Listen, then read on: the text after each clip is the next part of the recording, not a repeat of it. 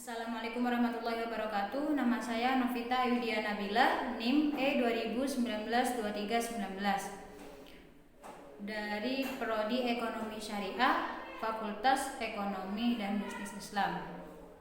Pada kesempatan kali ini saya akan menanggapi video dari dosen Dr. Abdul Wadud Nafis, LC/MEI, mengenai sejarah peradaban Islam sebagai ilmu. Mempelajari sejarah peradaban Islam sangatlah penting guna mengetahui peristiwa-peristiwa apa saja yang terjadi di sepanjang perkembangan Islam mulai dari zaman Rasulullah sampai saat ini, dan agar kita dapat mengambil hikmah dari peristiwa-peristiwa tersebut. Sejarah peradaban Islam sendiri yaitu sebagai kemajuan dan tingkat kecerdasan akal yang dihasilkan dalam satu periode kekuasaan Islam, mulai dari periode Nabi Muhammad sampai perkembangan kekuasaan Islam saat ini. Sedangkan ilmu pengetahuan adalah deretan konsep dan skema konseptual yang berhubungan satu sama lain sebagai hasil eksperimen serta observasi yang diperoleh melalui pengalaman-pengalaman. Sedangkan kriteria-kriteria ilmu pengetahuan antara lain: 1.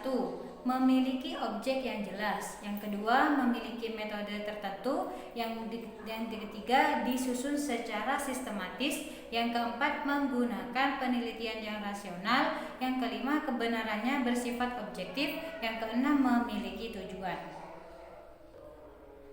Dari kriteria tersebut dapat kita ketahui bagaimana sejarah peradaban Islam itu sudah bisa menjadi pengetahuan. Yang pertama, memiliki objek yang jelas. Sejarah peradaban Islam membahas peristiwa-peristiwa yang terjadi pada masa lampau. Nah, dari sini kita bisa mengetahui bahwa objeknya jelas, dunia Islam pada masa lampau. Yang kedua yaitu memiliki metode tertentu. Dalam memperoleh informasi tentang sejarah peradaban Islam dapat dilakukan dengan beberapa metode, yakni metode observasi dan metode dokumenter.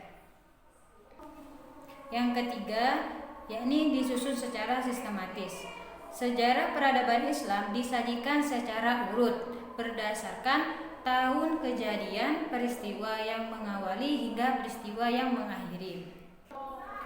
Yang keempat yaitu menggunakan pemikiran yang rasional. Kebenaran fakta sejarah peradaban Islam diperoleh dengan penelitian sumber sejarah yang dikumpulkan dengan menggunakan rasio. Yang kelima yaitu kebenarannya bersifat objektif.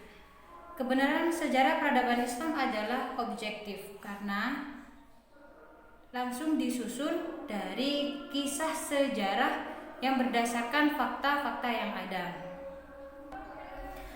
Yang terakhir, yakni memiliki tujuan. Sejarah peradaban Islam disusun dengan tujuan untuk mengenang dan mempelajari kembali lintasan sejarah Islam masa lalu serta mengambil hikmah dan pelajaran untuk kehidupan masa kini.